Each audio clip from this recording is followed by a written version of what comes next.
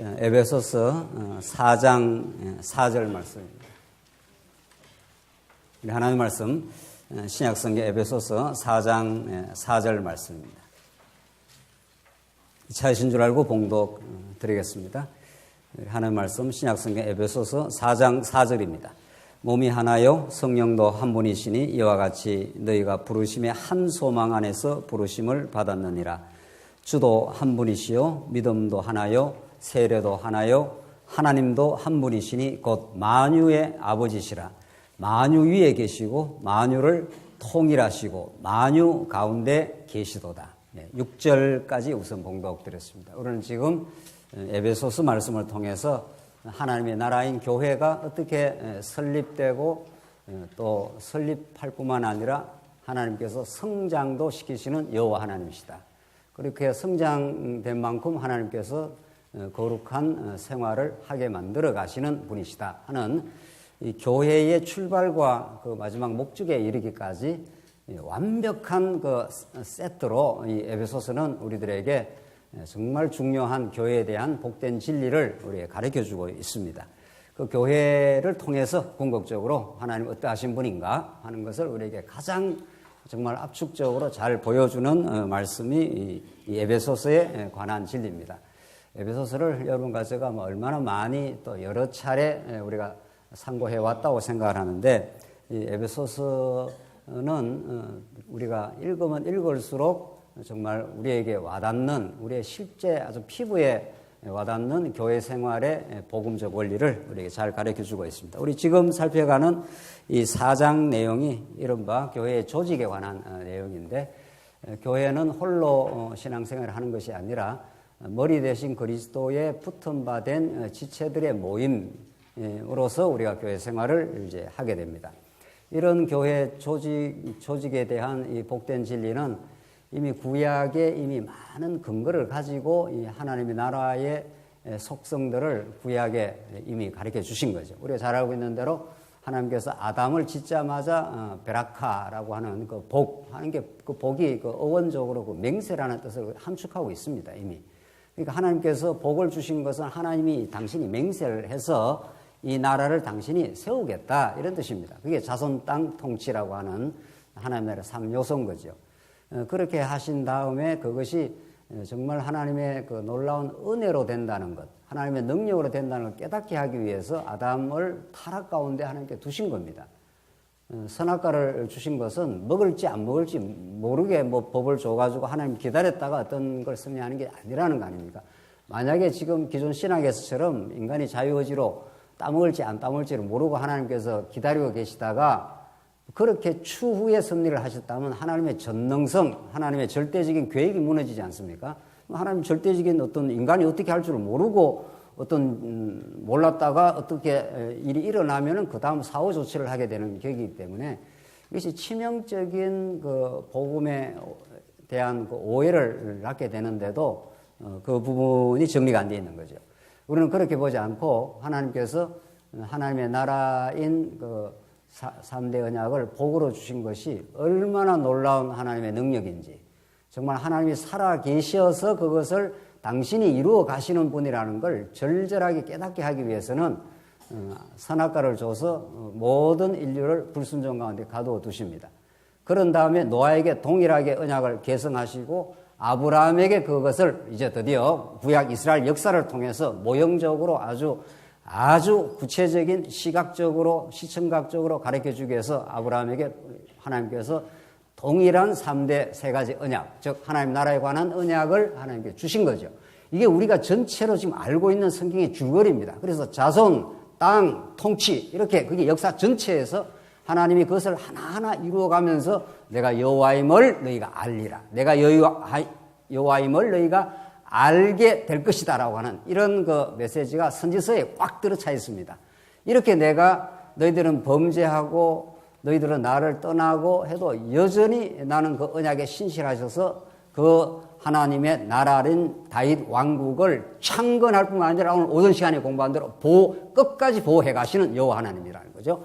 그게 구약의 그런 언약적 배경, 구약의 언약 성취의 그 그림자적 모형적인 내용이 신약에 그대로 반영이 되는 거죠. 오늘 이 에베소서 말씀에. 그러니까 그런 구약을 우리가 쭉 공부하는 이유는 그 구약의 도덕에 흐르는 모형적 차원에서 끝까지 하나님께 약속한 대로 다윗 왕국을 이루어 가시는 그 여호와 하나님이 그대로 우리 신약의 하나님의 나라, 머리 대신 그리스도가 왕이 되어서 다스리는 교회를 당신이 설립하면 끝까지 보호하신다는 겁니다. 그게 지금 오늘 에베소서 말씀인 거죠. 그러니까 얼마나 우리 마음에 안정이 찾아오고, 아하, 내가 열심히 노력하고 내가 어떻게 해서 교회를 세워가는 게 아니라 하나님이 그런 은혜 속에 두셔서 은혜를 깨닫게 해서 우리가 놀라운 하나님의 교회 멤버가 되어서 섬기고 세워가는 일에 우리가 쓰임받고 영광을 누리게 되는 거죠. 우리가 지금 하나님 나라니까. 오늘 본문이, 자, 그래서 교회를 교회답게 성장하게 될 때 두 조건이 있는데, 이게 이제 우리가 지금 교회 성장에 대해서 지금 공부를 하지 않습니까? 이미 설립에 대해서는 공부를 한 거니까. 성장의 두 조건이, 첫째는 사도 임직이, 다른 말로 말하면 진리고, 지금 우리가 첫 번째 조건이고, 두 번째 조건이 뭐였습니까? 지금 우리가 공부하는 거. 지금 우리가 지금 상고하는 말씀이 교회의 뭐죠? 예, 조직입니다. 요 두 가지가 얼마나 상호 관련되어 있고 중요한 그 관련성을 가지는 것에 대해서 우리가 오늘 시간, 아마 우리 다음 시간 정도까지만 잘 정리하면은 우리 교회 생활을 하는 엄청난 그 지혜를 얻게 되는 거죠. 그래서 많은 경우에 진리가 중요하다. 우리는 진리가 가장 중요합니다. 진리 대신 예수 그리스도를 떠나서는 우리 뭐 신앙 생활도 불가능하고 하나님을 알 수도 없고, 그만큼 진리 대신 예수 그리스도, 또 그분을 통해서 우리 하나님을 깨달아가는 건데, 그 진리를 진리답게 하나님께 깨닫게 하기 위해서 하나님께서 조직을 허락하신다는 겁니다. 이때 조직은 유기체적인 신령한 조직이지 않습니까? 우리는 예수 그리스도가 머리가 우리의 그 교회에 이렇게 머리가 되어 있다고 믿는 거죠. 이 믿는 게 아니라 이게 진짜 사실은 영적 사실입니다. 이게 우리 눈으로는 예수 그리스도가 지금 안 보여도 신령한 눈이 떠지면은 예수 그리스도가 우리의 머리가 되시고 우리가 다 뭐라고 그럽니까? 지체라 그러지 않습니까? 오늘도 우리 원입교인 9분이나 오셔서 참 교회가 여러 가지 참 어려움들을 많이 겪고 왔지만은 오늘 원입교인이 원래 9분이 오셨어요. 그래서 우리 원입 그 성도님들 환영하고 또 교회에 대한 소개도 나누고 뭐 이런저런 우리가 점심시간에 그 시간을 보냈는데, 그런 지체들을 우리가 오라고 한다든, 물론 이제 뭐 이렇게 복음을 전해서 오신 분도 있고, 또 결혼해갖고 이게 집이 한 집 넌 집도 있지 않습니까? 결혼 우리 청년들 처녀 총각이 결혼하면 그 수가 그 수 아닙니까? 근데 이제 우리 총각이 저 밖에 있는 우리 아가씨를 교제를 해서 이렇게 데리고 들어오면은 그걸 소위 이제 집이 한 집 넣는다 뭐 이런 거 아닙니까? 뭐 좌우지간 어쨌든 어떤 그 경로를 통해서든지 이제 원입교인이 이제 오시면은 그 놀라운 하나님의 섭리입니다. 아, 우리 교회의 지체로서 하나님께서 작정하고 예정해 놓으셨다가 이 시대에 하필 그렇게 만나게 하고 결혼하게 해서 우리 교회에 이렇게 들어올 수 있도록.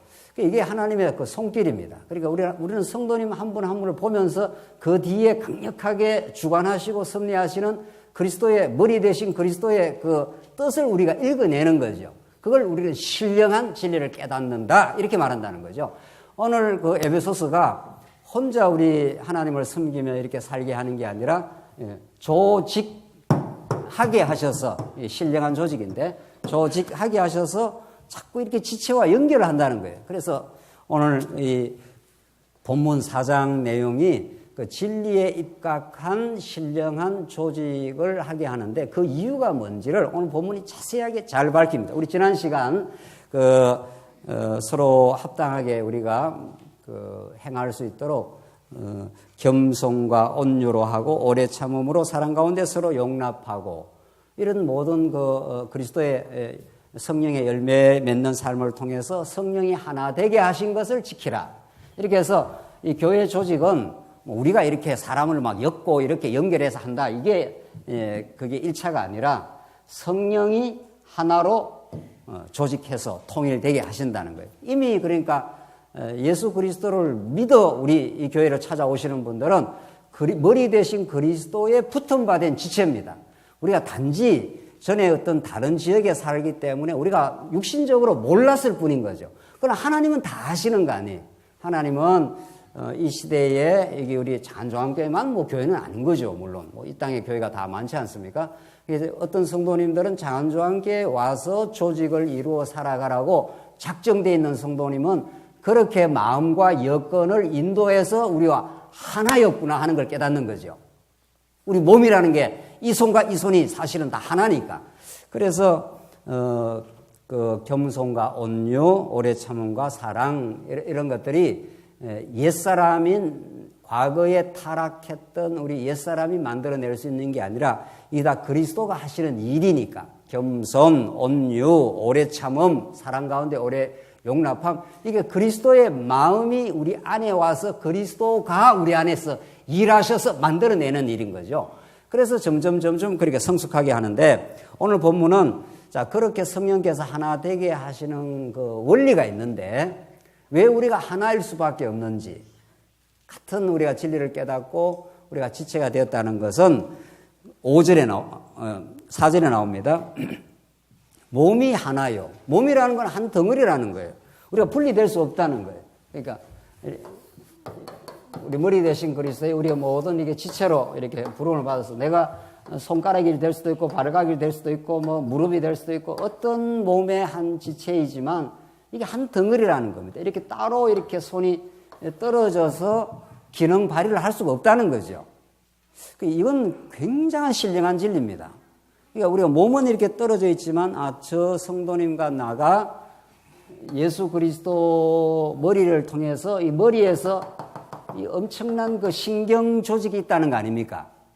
신경 조직이 있어서 호르몬이 이렇게 분비가 되면은 기가 막히게 서로 연락 체계가 있다고 합니다. 그러니까 인체학자들, 의학자들, 이 생물학자들이 몸이 그 움직이는 그 기능을 살펴보면 너무 기가 막히다는 거죠. 어느 몸이 손이 아프면 머리에서 신경에서 이렇게 호르몬이 분비가 돼가지고 이쪽 손에 이렇게 영향을 줘서 신경계를 작동시켜서 빨리 이쪽으로 가서 이 몸을 만질 수 있도록 몸을 위로 만질 수 있도록 그 작동이 머리에서 일어나고 있다는 거죠. 그래서 두뇌를 다치면은 그 작동이 잘 안 되는 거죠. 이쪽 손이 이쪽 손으로 빨리 못 가는 거죠. 그래서 이게 몸이라는 게 그렇게 복음을 깨닫는 혹은 우리 머리 대신 예수 그리스도의 그 통치권과 그 몸을 보살피고 있는 그분을 깨닫는 데 중요한 거죠. 그래서 몸이 하나라는 거예요. 몸이 두 개가 될 수 없다는 거죠. 성령도 한 분이시니 우리를 통치하는 분도 한 분 성령이고 이와 같이 너희가 부르심의 한 소망 안에서 부르심을 받았느니라. 주도 한 분이시요 믿음도 하나요. 믿음이 두 개 될 수 없다는 거예요. 예수는 그리스도 그 외에 우리가 믿는 게 없습니다. 적어도 이 성경적 진리를 따라오는 모든 성도님들은 옛날에 그 운동권 시절에 우리 80년대, 90년대쯤 됐습니까? 그 자유주의 신학자들이 덩덩덩덩 이렇게 기도를 하고 이한열 열사의 이름으로 기도합니다. 뭐 이런 거 기도가 있었어요. 그 이한열이 그 이렇게 운동권 맞아가지고 죽은 사람 아닙니까? 그 데모하다가 그 사람들은 예수 이름으로만 기도하는 게 아니죠. 예. 동학의 교주인 누구누구 이름으로 기도합니다. 이렇게 해서 어떤 그런 동학을 만든 사람, 이 시대의 민주화를 위해서 고생하다 죽은 이한열, 뭐 이런 사람을 이름을 통해서도 기도를 한다는 거예요. 그 완전히 뭐 기독교하고는 아무 상관없는 거죠. 그런 건 극단적인 케이스입니다만은 우리는 예수 그리스도 한 분의 이름으로 그분을 통해서만 그분의 그 하시는 사역을 통해서만 우리가 하나님께 나아갈 수 있고 또 하나님을 아버지로 우리가 모시고 있는 거죠. 그러니까 한 분 중보자를 우리가 통과하여 하나님을 알기 때문에 우리가 한 지체라는 겁니다. 그래서 이건 너무도 이거는 중요한 거죠. 우리는 천국 가게 되면은 완벽한 하나가 될 겁니다.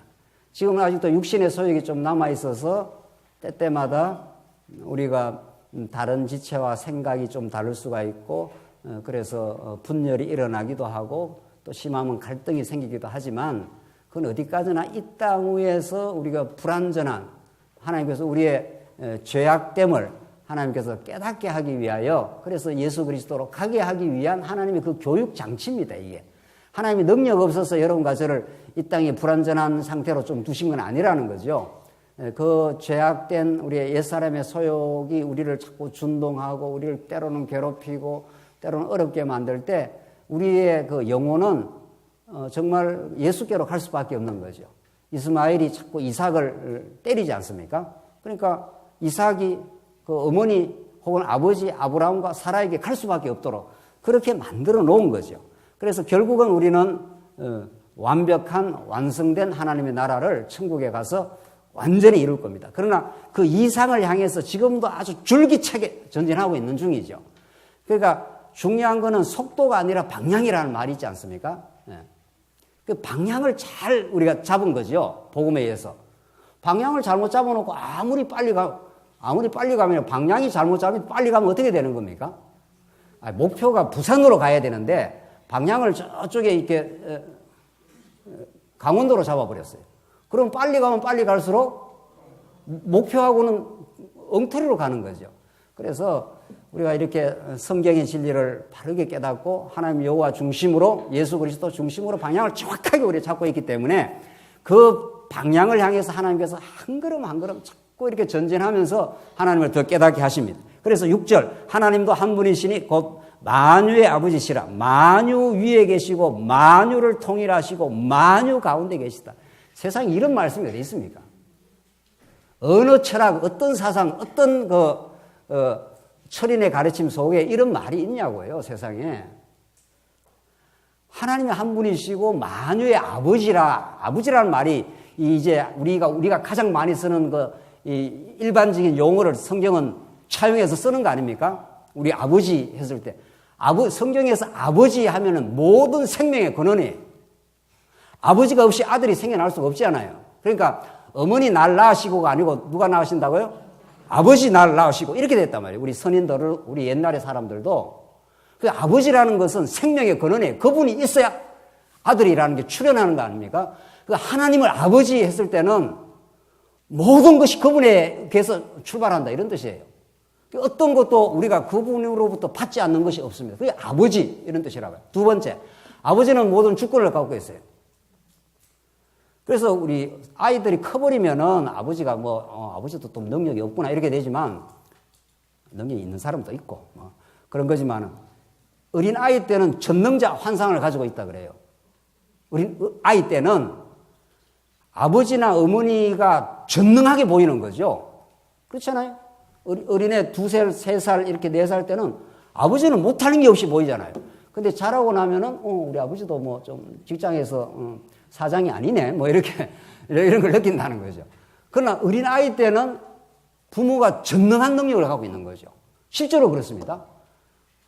동물은 낳아서 지가 나가고 지 발걸음으로 돌아다니지만은, 우리 하나님은 일반 계시에서 아이를 낳아놓으면은 한 1년 동안은 어머니, 아버지가 전적인 보호와 은혜와 그 보살핌이 없으면 죽는 거 아닙니까? 다 그렇게 자랐죠? 우리가 다? 실제로 그렇게 자랐습니다. 그러니까 부모가 조금만 만약에 돌보지 않으면 즉시 아이는 죽는 거죠. 그만큼 우리 사람은 그 아버지와 어머니의 손에 완벽하게 의탁이 되어 있습니다. 이 사람이 이제 크면서 자기가 뭔가를 할 줄을 안다고 생각하는 것이 착각이고 오류고 우리가 신앙생활을 한다는 건 그 하나님 우리 아버지다. 이 말 속에 모든 게 다 있는 거죠. 그분으로부터 우리가 시작되고 그분의 공급하심과 그분의 은혜로우심, 그분이 우리를 돌봐주심, 그것이 지금까지도 우리의 삶을 영위하게 하시고 우리 교회 생활을 가능하게 하시고 그렇게 된다는 거예요. 그러니까 그 하나님이 만유 위에 계시고 만유를 통일하시고 만유 가운데 계시도다. 이 만유라는 거는 이 우주 전체를 말하는 건데 존재하는 모든 것.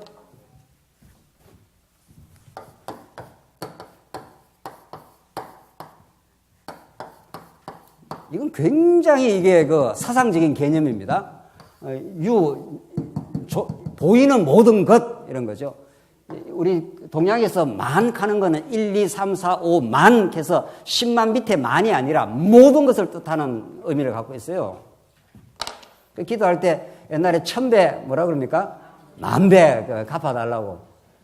그 1000만 이런 것들이 완전수입니다. 완전수. 어떤 것도 아버지의 통치와 보호와 그 능력의 소나기에서 벗어나 있는 건 없다는 겁니다. 그러니까 하나님의 주권을 풀어버리면은 우주는 두루마리 말리듯이 흔적도 없이 사라집니다. 지금도 하나님의 능력으로 이렇게 우주와 지구를 이렇게 딱 붙들고 있으니까 그 힘이 작동을 한다는 거죠. 그래서 물리학자들이 힘을 분석을 했습니다. 그래서 힘을 분석하니까 4가지 힘이 있다는 거예요. 4가지 힘이. 우주의 힘을 분석하니까 첫째는 내가 다 기억할지 모르겠네요. 자, 첫째는 중력, 그 다음에 전자기력, 또 하나는 뭐죠? 예, 하여튼 뭐가 있습니다. 예.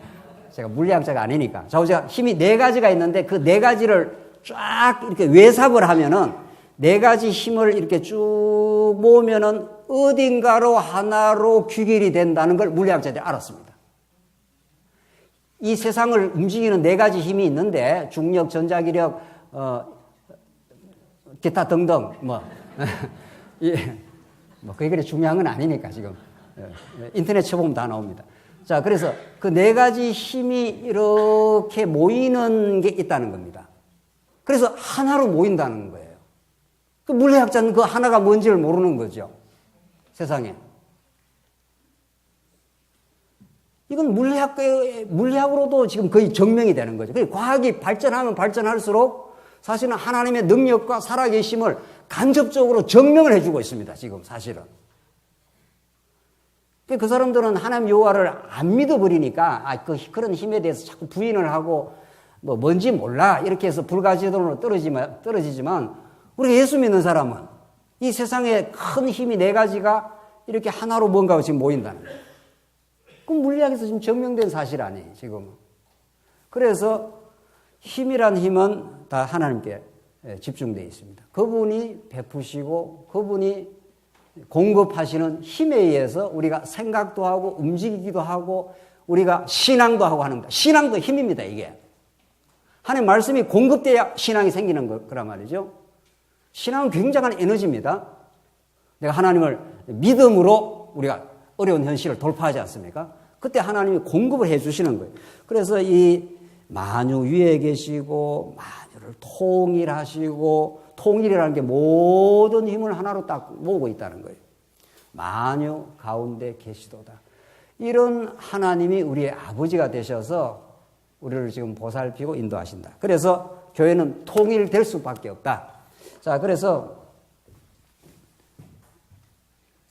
교회 조직의 통일에서 로만 카톨릭이 있고, 이 로만 카톨릭은 이 반대 극단이 무교회주의 혹은 무제도주의예요.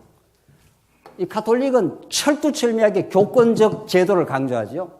인간 교황을 중심으로 해서 제도로 완전히 묶는 거죠. 카톨릭 조직처럼 조직적인 교회가 없습니다. 그러니까 그 조직은 잘못된 조직이죠. 교황을 머리로 해서 조직화 시켜놓은 거니까. 그래서 이건 교권주의 아닙니까? 이거는 성도들의 영혼의 자유를 박탈하는 거죠. 그러니까 우리 개신교도 이런 교황제도 비스무리하게 가는 수가 있죠. 지금 우리 한국 교회에서 어려움이 되어 있는 교회가 있잖아요. 그 어려움이 된 교회는 막 세습을 하겠다는 거예요. 그 목사는 그 교회에서 작은 교황인 거죠. 그 사람이 말하면 다 법이 되는 거죠. 우리는 그럴 수가 없는 거죠. 우리 개신교의 모든 성도는 하나님의 말씀이 우리의 법인 거죠. 목사도 하나님의 말씀을 순종하는 자인 거죠. 이건 우리 신앙인들이 피를 뿌려가면서 목숨을 던져서 지켜온 교회관입니다, 이게. 그래서 이런 로마 가톨릭 교황 제도와 이 반대가, 극단적인 반대가 제도가 필요 없어. 제도 만들어 놓고 일꾼 세워 놓으니까 전부 권위를 부리고 교권을 행사해. 그래서 교회가 타락해. 그러니까 제도 부정론이에요. 이게 무교회주의. 이 양자를 왔다 갔다 하는 겁니다, 지금도. 그래서 오늘 지금부터 나오는 만유의 주관자 되신 우리 하나님의 통치 속에 우리가 성령이 우리 교회를 하나 되게 하셨는데 그 신령한 하나됨 속에서 우리가 육신을 가지고 살아가는 우리들로 하여금 이제 지역교회 혹은 조직교회 혹은 유형교회를 이루어 살게 하십니다. 그 신령한 교회가 있으면 그 다음에 자연스럽게 육신을 가지고 있는 우리 인생들이 구체적으로 시 공간 속에 만나는 교회, 그게 지역교회 혹은 조직교회 혹은 유형교회 다 같은 말들이에요. 그런 조직이 따라 나온다고 오늘 7절부터 지금 설명을 합니다. 설명을 들어보고 우리가 최종 정리를 하시죠. 7절, 우리 각 사람에게 그리스도의 선물의 분량대로 은혜를 주셨나니. 자, 이게 이제 교회 제도 속에 우리 직분 혹은 직책을 하나님 주시는데 직책이라는 게 우리 교회 성도님들이 투표를 해서 이렇게 해서 이제 우리가 어떤 그 교회 직분을 얻는다 칩시다. 그거는 현상적인 설명이라는 거예요. 교회 투표에서 장관 되고 뭐 국회의원 되는 건 세상에서도 하는 거 아닙니까? 그렇죠? 세상에서도 그 국민 투표해서 국회의원을 뽑지 않습니까? 그 교회에서 하는 걸 그거하고 동일선상에서 이해를 한다면은 교회 조직을 잘못 이해하는 거죠. 물론 교회도 그런 과정은 거쳐요. 왜냐하면 교회에서 저분이 우리 교회를 치리해 줬으면 좋겠습니다. 그분의 어떤 신앙생활과 또 평소의 봉사와 그런 마음가짐과 태도를 보니 교회를 잘 지켜가고 또 우리들을 잘 섬겨줄 그런 성도로 보입니다. 이렇게 해서 우리가 투표를 하는 거죠. 투표는 해요.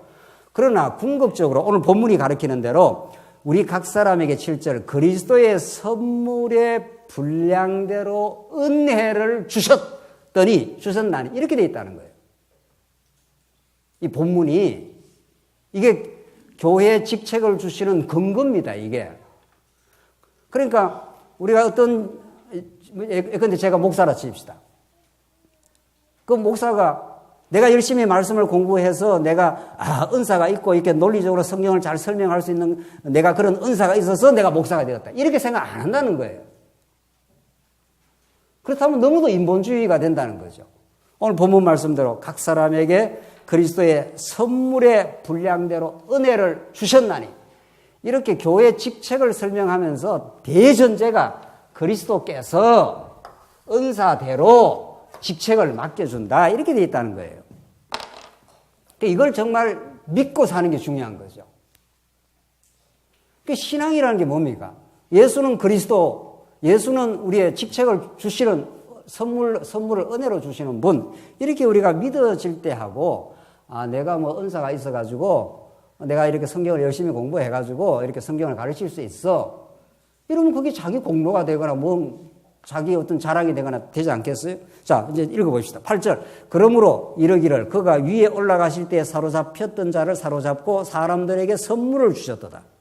그가 올라가실 때라는 것은 그가 조금 더 9절. 올라가셨다 하였은즉 땅 아래 낮은 곳으로 내리셨던 것이 아니면 무엇이냐. 내리셨던 그가 곧 하늘 모든 하늘 위에 오르신 자니 이는 만물을 충만하게 하려 하셔. 그러니까 하나님 아들 예수 그리스도가 땅에 내려오신 것은 그 구약의 언약을 성취하셨다가 다시 하늘로 올라가시는 분이라는 거예요. 예수님이 하늘 보좌에 계셨다가 하나님의 아들이시지만 하나님이 자기를 비워서 이 땅에 오시고 언약을 성취하시고 십자가에 죽기까지 하셨다가 3일 만에 부활하셔서 부활 성천 우편 보좌까지 올라가시지 않습니까? 그걸 그대로 말하면서 하늘 보좌의 성천이 거기에서 이 땅에 예수님이 계실 때는 직접 통치를 하신 거고 당신이 부활하셔서 보좌 우편에 앉으셔서 이 교회를 하늘에서 이제 통치를 하시는데 그 통치를 잘 그리스도의 마음으로 할 수 있도록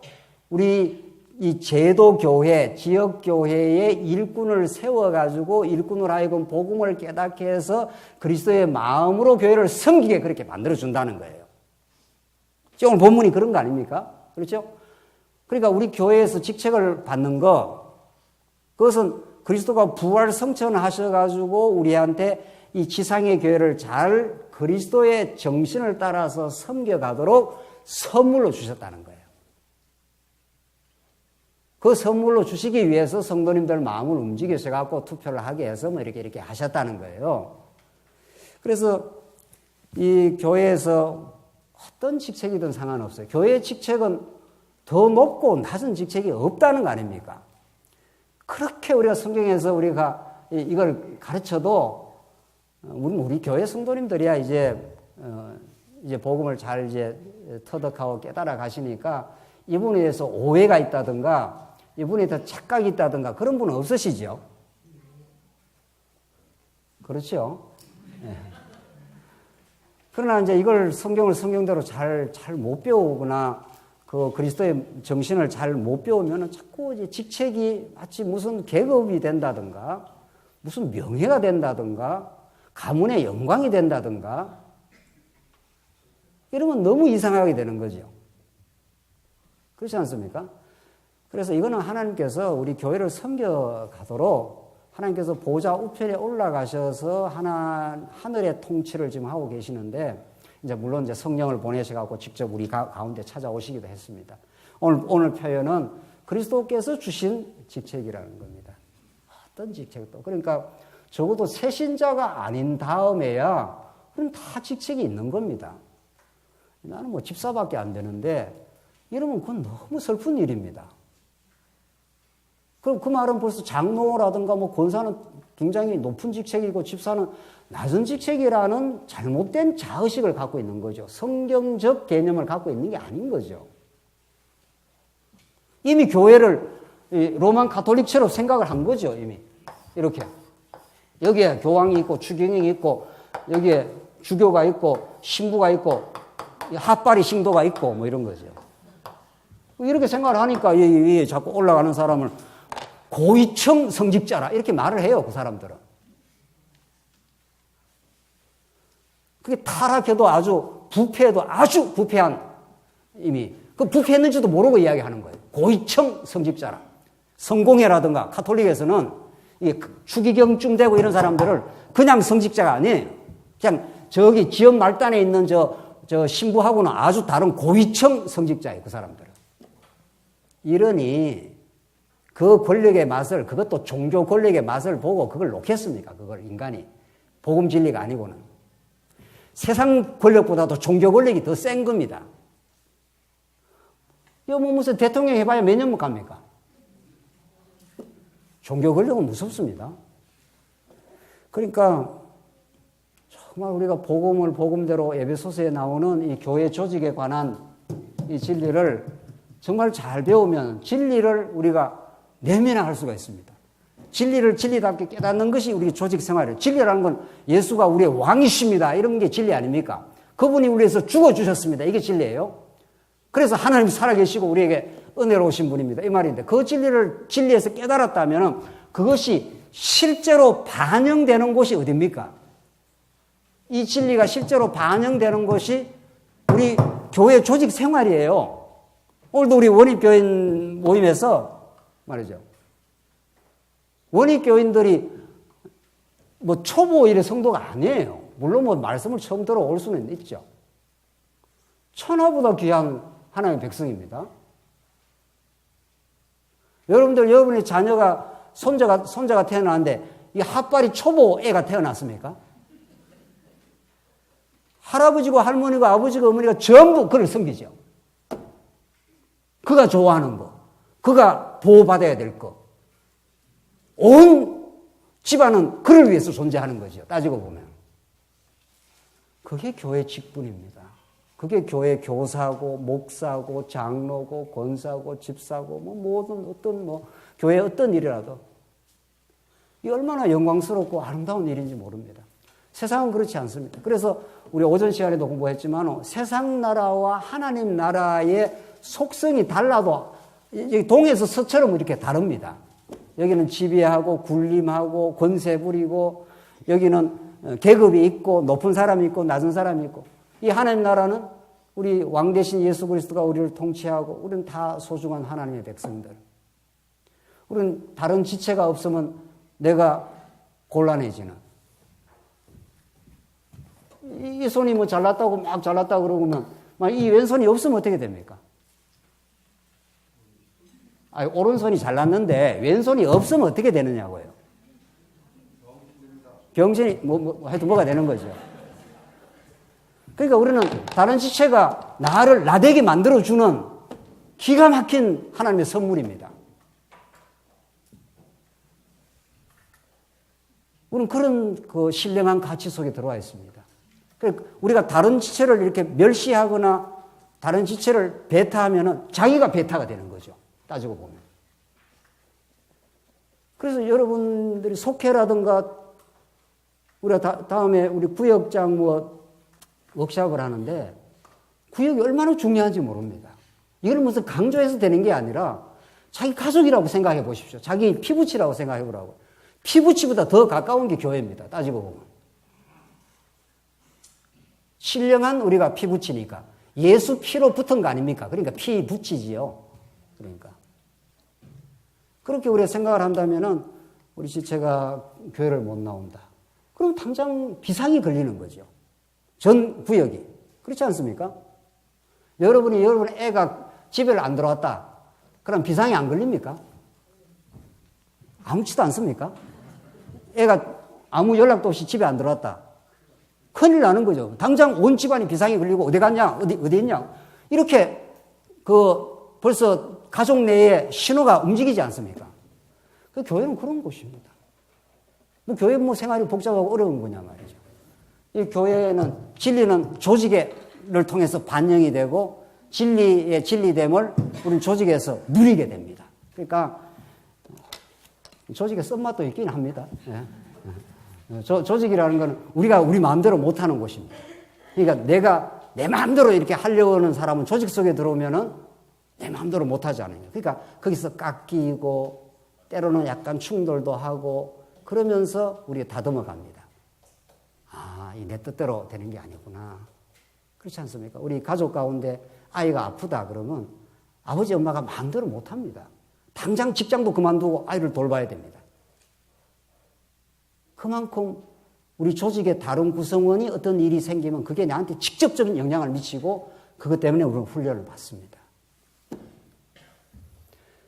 조직 활동이 제가 여전도에 가서도 강조를 했고 우리 남전도에도 마찬가지고 하는데 이걸 우리가 이 조직 생활의 비밀, 이 조직 생활의 기쁨, 조직 생활의 썸맛 이런 것들을 총체적으로 깨달으면서 우리 신앙이 얼마나 아름다워지고 성숙해 가는지 모릅니다. 그래서 우리 조직 생활에 잘 들어와서 신앙생활을 잘하는 사람은 목회적 관심에서 그렇게 관심을 안 둬도 되는 거죠. 꼭 목사만 목회를 하는 건 아닌데 우리 성도님들 다 성도님을 돌보는 일 이게 목회인데 그러니까 우리 조직 속에 잘 못 들어오고 힘들어하고 이런 분들이 우리의 관심사입니다. 사실은.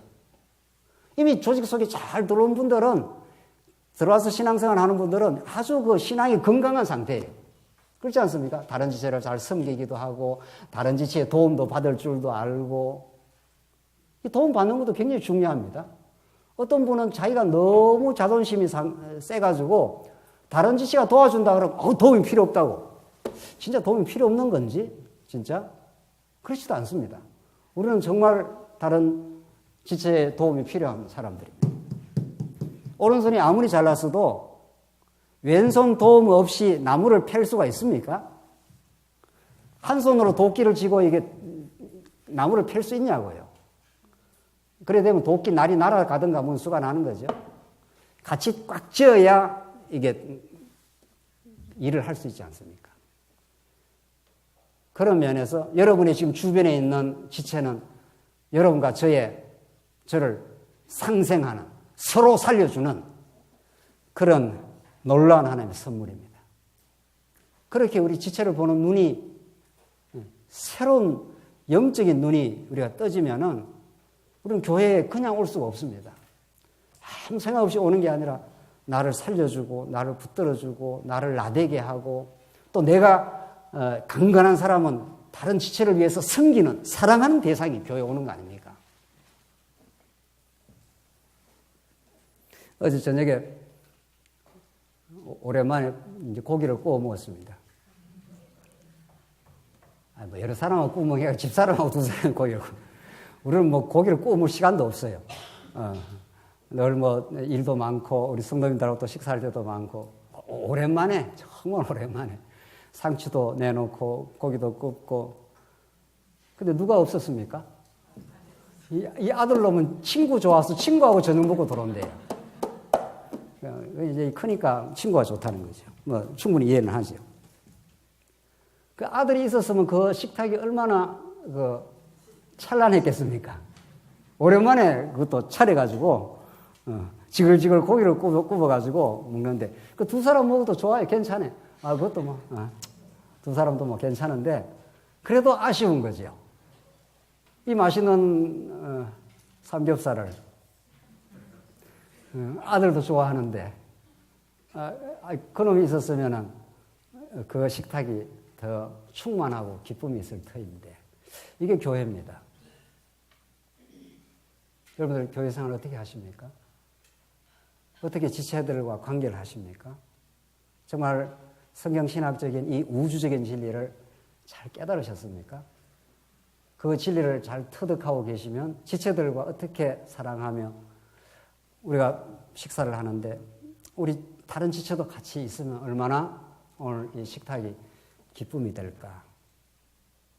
그리고 같이 나누면 얼마나 더 행복하고 즐거울까? 이게 우리 교회 생활입니다. 교회 생활 복잡하고 어렵지 않습니다. 절대로 어렵지 않습니다.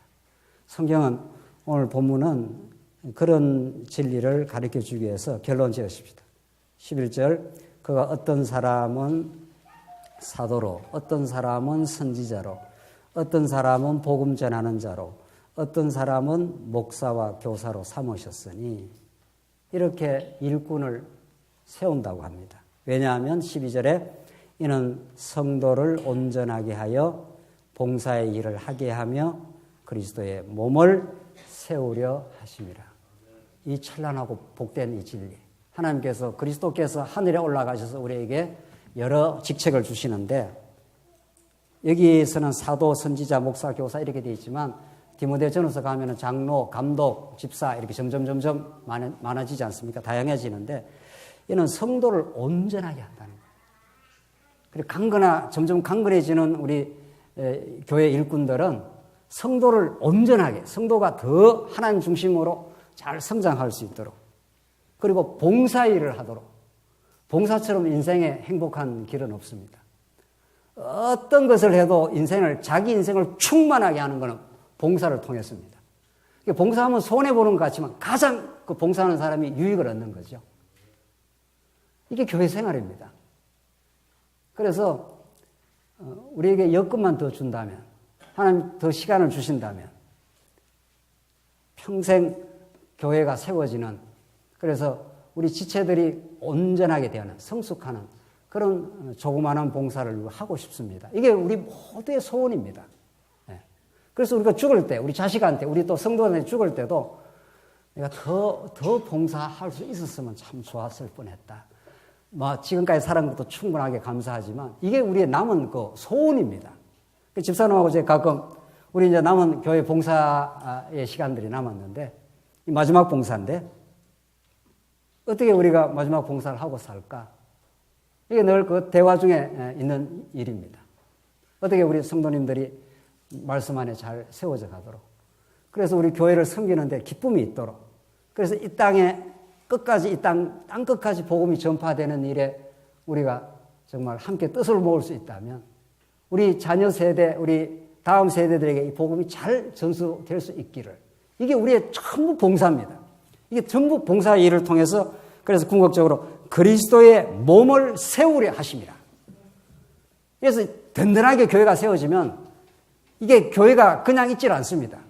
교회는 세워져 가는 대로 땅끝을 향해서 복음이 힘차게 전파됩니다. 할빈에서 2달 전에, 몇 주 전에 계속 전화가 옵니다.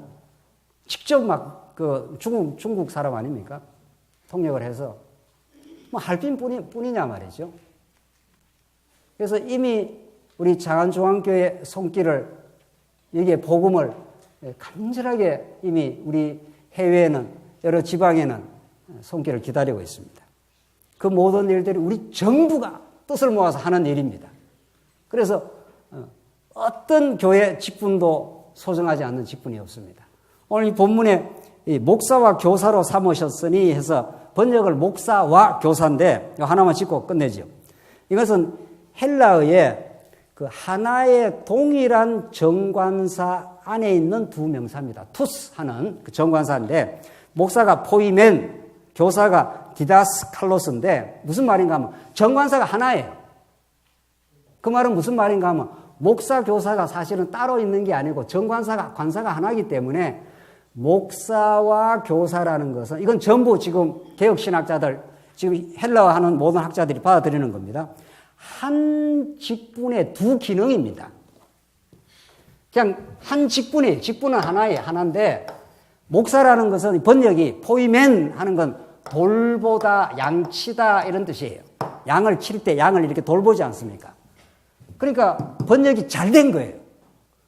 그리고 교사는 가르치다, 이런 가르치다 하는 한 직분의 두 가지 기능이에요. 그러니까 모든 지금 개혁신학자들, 이 신약학자들은 이 목사와 교사로 이렇게 우리말 번역에는 따로따로 되어 있으니까 두 직분처럼 보이지 않습니까? 그렇게 안 봅니다. 이게 한 직분이에요. 한 직분인데, 한 직분이 성도들을 돌보기도 하고 가르치기도 한다 이런 뜻이에요. 잘 번역이 된 겁니다. 목 하는 말이 양치다, 돌보다는 뜻이고 사 하는 게 가르치다 이런 뜻이에요. 이게 아주 정통적 성경 해석이에요. 이게 헬라어 문법에 적합한 거예요. 이렇게 하나님께서 교회를 섬기는 여러 직분, 또 장로, 감독, 집사 다 중요합니다. 그래서 정말 하나님께서 우리를 통해서 하나님의 그 무한한 능력과 은혜를 이 교회가 세워지는 일을 통해서 하나님이 그 하나님의 살아계심과 능력과 은혜를 절절하게 우리 보여주고 있습니다. 우리 교회가 점점 회복이 되어가고 세워져 가는 일에 여러분과 제가 즐거이 동참을 하고 기쁨으로 이렇게 살아갈 때 정말 하나님 우리와 동행하심을, 하나님 우리를 인도하고 계심을, 하나님이 여호와 되심을, 우리 아버지 되심을 우리는 더 깊이 이 교회 조직 생활을 통해서 자꾸 깨닫게 됩니다. 진리는 조직 생활을 통해서 더욱 심화되고 확장됩니다. 기도하십시다. 자비하신 하나님 아버지 은혜를 감사합니다. 이 은혜의 복음 속에 또 이 교회의 신령한 조직 속에 우리를 두셔서 너무도 감사합니다. 우리 주변에 찾아오는 지체들, 우리와 함께 살아가는 구역 식구들, 우리 함께 동거하는 우리 속해 우리 동력자들, 이 모두가 하나님의 손길로 우리가 바라보며 우리가 하나님을 참으로 찬양하며 경배하는 우리 복된 교회 생활 되게 하시옵소서. 예수님 이름으로 기도합니다. 아멘.